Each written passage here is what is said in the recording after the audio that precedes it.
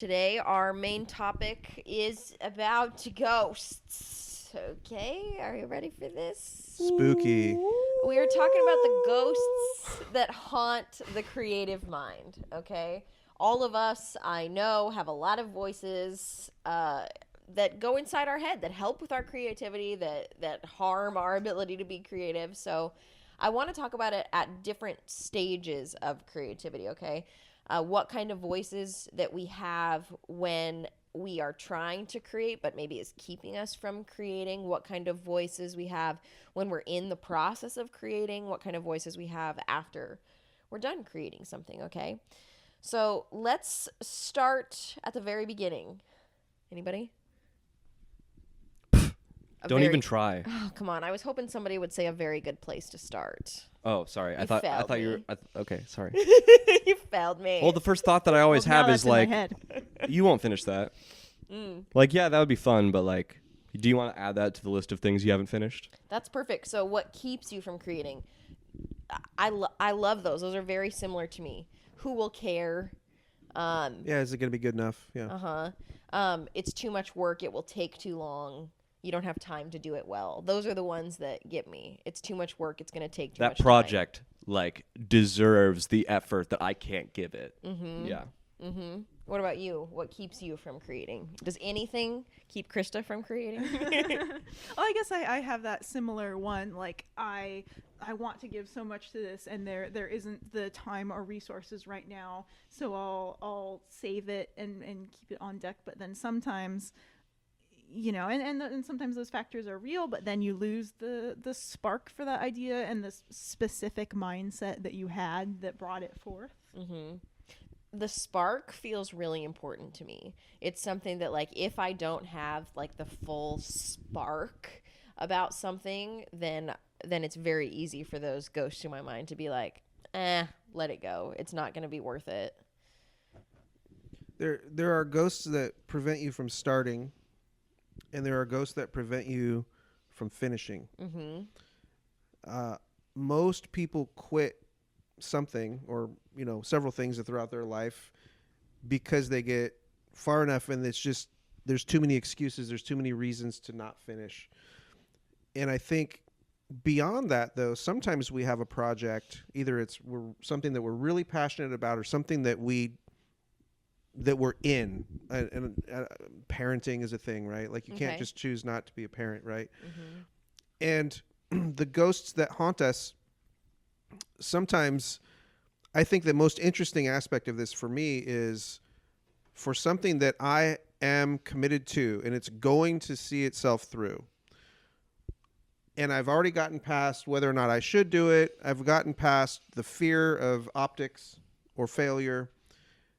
Now, what are the things that are haunting in that moment where maybe I'm actually even confident? Maybe I feel great. Maybe I am inspired. Am I still haunted? And I think that I am. I think there are things that can be helpful about that, though.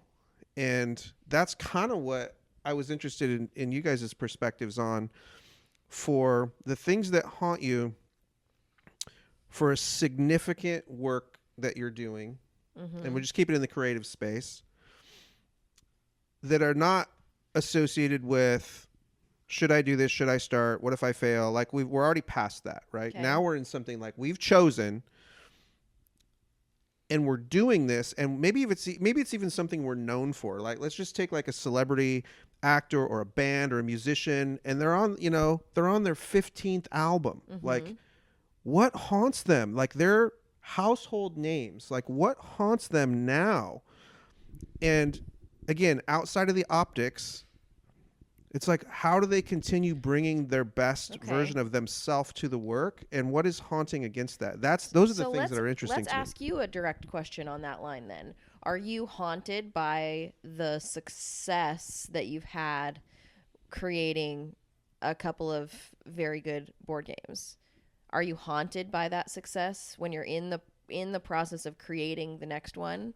Are you haunted by feeling like you need to live up to and do better than what you've done before?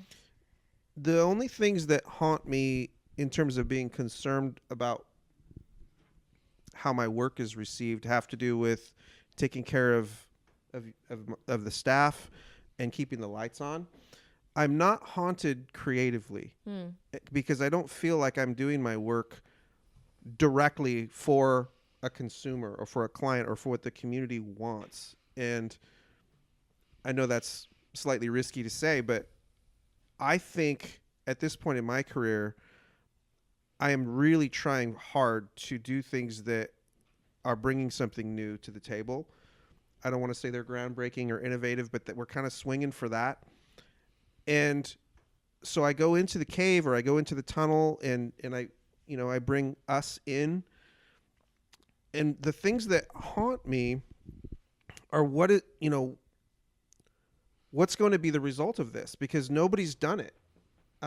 Is it, and I'm not worried about failure as much as like, I don't know what it's going to end up being, because when you're doing something new, you can't see around the bends, right? You can't see where you're going to end up. You're just on a path, and sometimes it's dark and sometimes it's curvy and sometimes there's obstacles. And by the time you end up getting to the destination, you're in a different place than you set out to go to. That's for sure.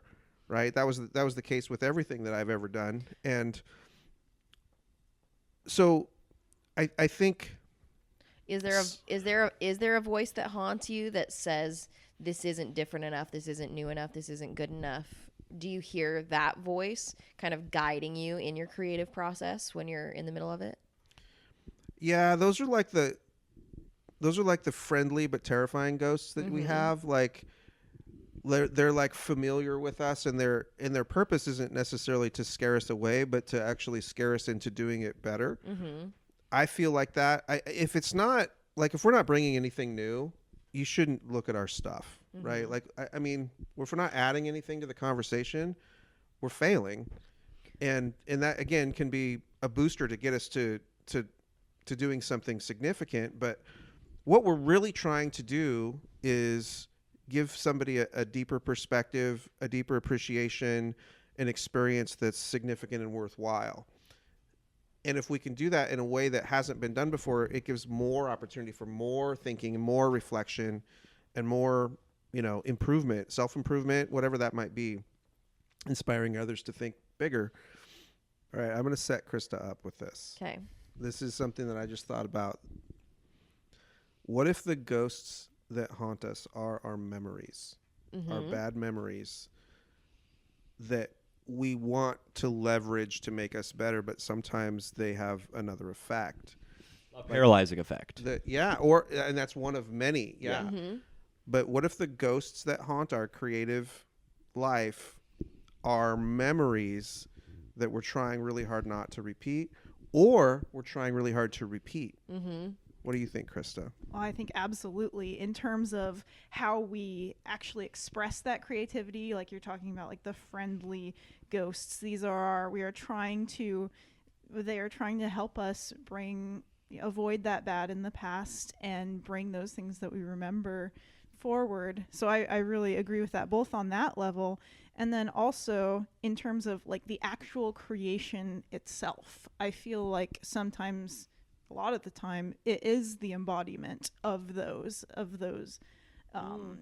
that past and those memories. So I think we're like animating the ghosts with our creativity. We are. That's kind of cool. And it's fascinating because sometimes you can't see the ghost or you're not aware of the ghost. But I feel like a lot of the things that, I think of as profound, like the great struggles in my life and creativity that and failings of myself, like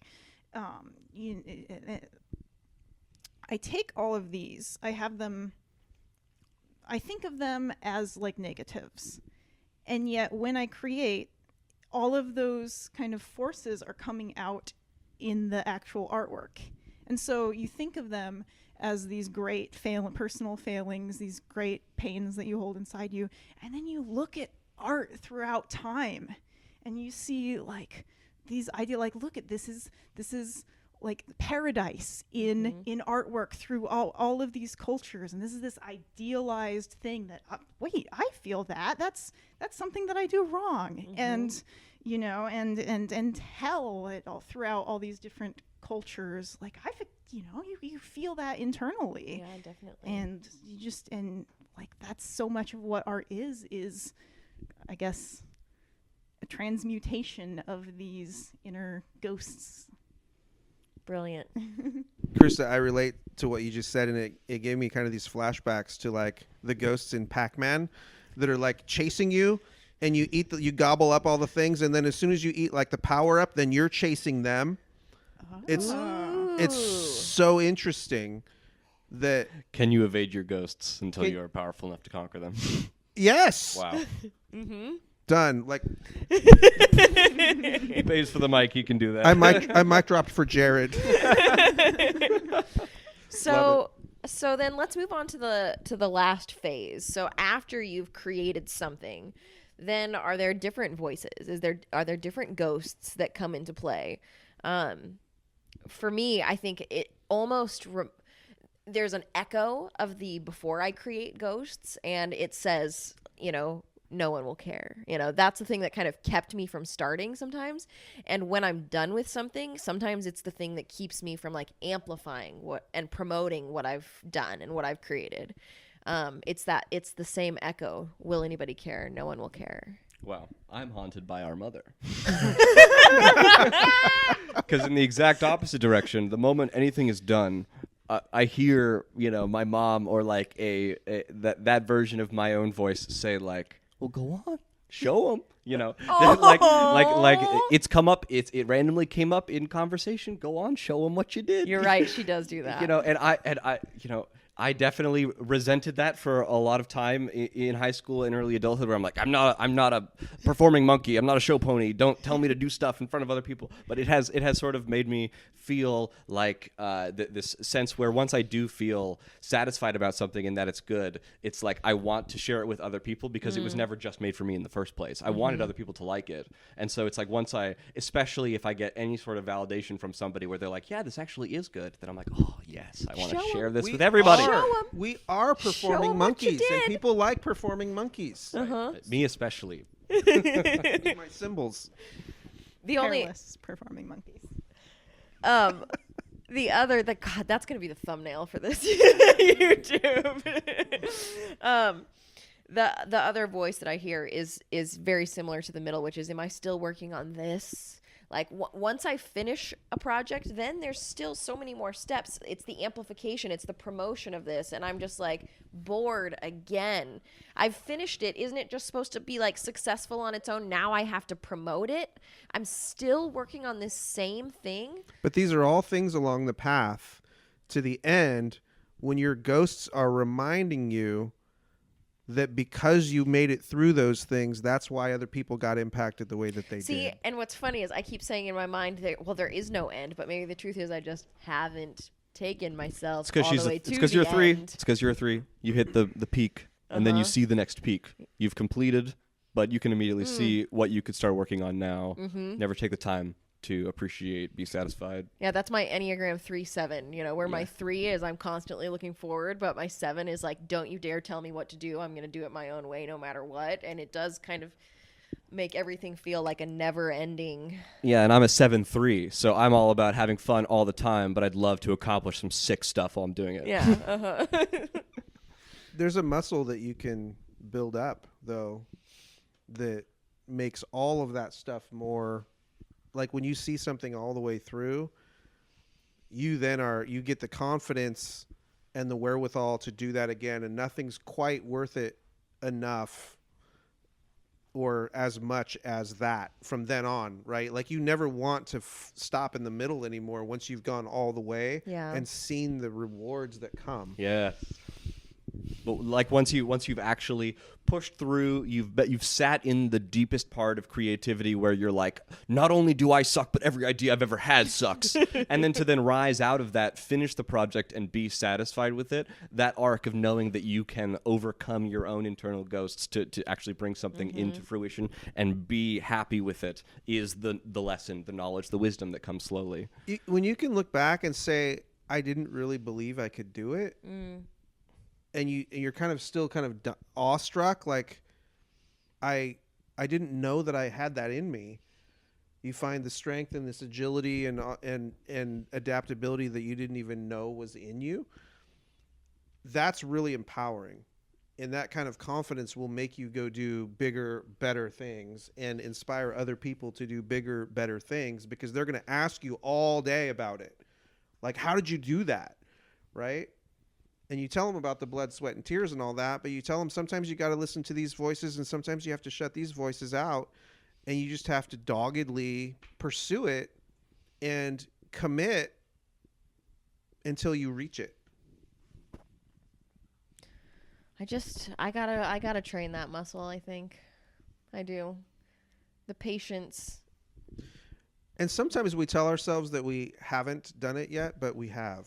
Yeah. And you're probably an example of that. I mean, look what you're doing right now. You've got all this skill and the talent. Look at all of us. Like, we're doing things that matter. And yeah, sure, there's always a better version of ourselves that we could bring out and we could do more.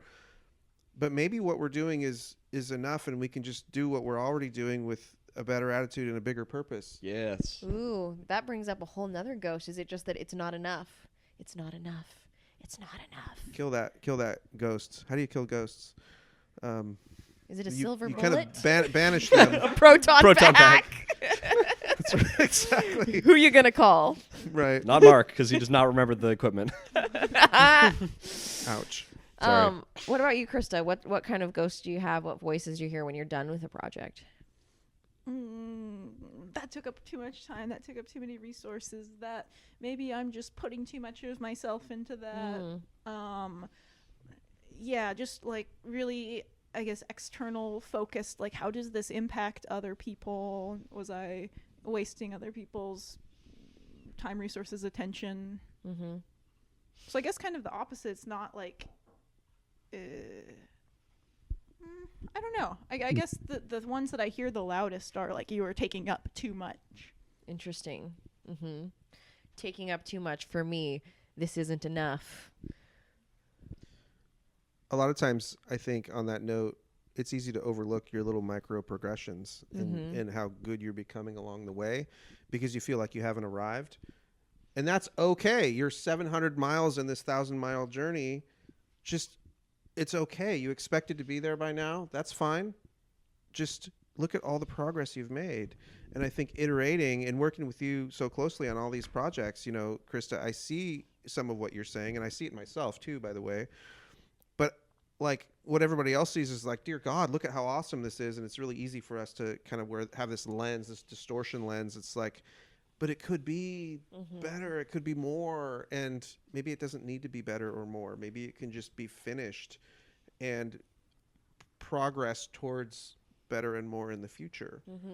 I've just been thinking about that. Like, my mother is moving from my childhood home, and so I'm having to get rid of and look through a lot of old art that has piled up there. And like, in the process of, okay, how many can I throw away, and just revisiting all these old things, it's like, what are the ones that still feel good? Like, there's all of these things that, you know, I've been building up the technical skill all this time, so I do not like the technical skill, but there's still things in there that I just look at that I made when I was 12, you know, younger, teenager, a lot of it, and I just look at it and it's like, that's the same thing.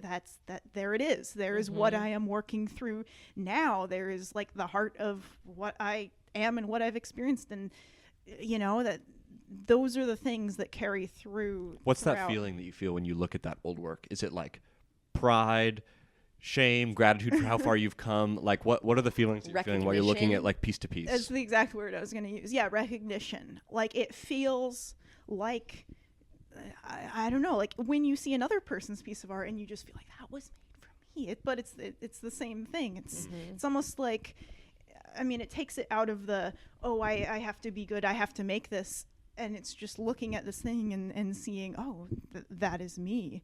And I guess another thing that comes of that is also, I think a lot of the times, like, we're spiraling around the same themes in our life. And a lot of times I'll think, oh, I had this experience and then I discovered this. And then I see artwork from a decade ago, and that was me circling the same thing. And it's just like, I just can just see these themes in my life and how I'm revisiting them and coming to them with more perspective or just different perspective. It doesn't go away.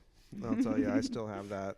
I go through and I look at the work I did in college when I was 20, 30 years ago. And part of me is like, wow, you've come a long way. And part of me is like, actually, that was pretty good for 20, knowing what I know now. And you can see yourself through a lens and be like, oh, if I could just go back and be like, listen, little lad, like things are going to be okay. You're powerful. You rock. You're doing stuff. Keep working. Or you're on your way, like. Yeah. That's how Mark talks to me. Like, enjoy the journey. It is. A little squeeze on the shoulder. We want so bad to be there, to arrive, to have whatever it is for arrival, that we forget how much fun we can have on the way, and how much we can learn. And there's joy in just learning. You don't have to perform every second of your life. You can just learn and grow and, take some time. And me as the kind of this recovering workaholic, I hear those words and I don't know if I really apply them as like I should, but I know that. And my advice to anybody would be like, just relax, just take a breath. Like, life is bigger than your performance in the world. And we have so much pressure, especially with today's culture, with, our personas that we put out in the social space that really are not true to the fullness of who we are. They're aspects of either who we want to be or aspects of who we are, but they're just like little fragments. And, we're more than that. And so, like, when I hear things like this that bring up all that nostalgia, because that was such like 30 years ago for me, right? Thinking about college, for example, and I can go all the way back to high school. The things that we learn kind of tend to stay with us. Yeah. And I don't know. I'm grateful for all that. And just hearing you guys talk is actually really affirming for me. I do actually feel better hearing you talk about looking at your past artwork and you as well being, kind of surprisingly impressed with yourself, which makes me think as much I don't want to say criticism, because I have a very optimistic lens and I hone my own self-talk very well, but I do demand a lot for myself and I do want more and always want more out of myself. But there are many things where I can look back and say, wow, Lacey, that 1 minute speech you gave about how you can do the impossible the same way bees scientifically shouldn't be able to fly, like when you were 12, that was a good freaking speech. And it's the same crap I say on here. It's the same. I'm saying the same thing now that I did with that bee speech back when I was 12, so. Truth is truth. It is. Right? Bees are bees. It just persists. And sometimes it manifests in different ways in your life. The same truth, which is this circling. Yes. Right? Like, you learn it again, but differently. And each time you do that, it adds depth and dimension to the things that we learn. And, the thing for me is just take a breath. Like, life is short. You don't want to just work your way through it and then on your gravestone have, he worked really hard. Right? Awesome. Glad you drove yourself into the dirt. That would be a great gravestone. That would be hilarious. What was it? That'd be a great gravestone. That'd be hilarious. Yes, it would. I was gonna say they're finding some some of the workers who worked on the pyramids, their bodies, and many of them have horrible carpal tunnel. It's like, well, what they can say for their life is they worked freaking hard. Mark, you're gonna be there with your carpal tunnel from your little from his mouse and stylus. Yes. Not just that, everything else is going to slowly start breaking down too, including my mind probably. But well, let's wrap this up before everything breaks down. Fair. Thank you three for your time and your vulnerability. I appreciate it. It helps me feel comfortable in these types of conversations. If you have any concepts that you would like us to start talking about, orangenebula.com/topics is your place to go. I'd love your ideas. We need something better. Okay. Who wanted to know about our coffee order? I mean, we need something better from you. Okay. Come back here we'll be around in a couple weeks. We're excited to have more content for you. And if you haven't checked out our YouTube channel yet, this content is coming out on YouTube as well. So if you want to see our pretty faces, or at least mine, you can find it over there. Okay? Have a wonderful day. Tell us what your ghosts are. Tell us what your ghosts are. We want to know. Be like Pac-Man.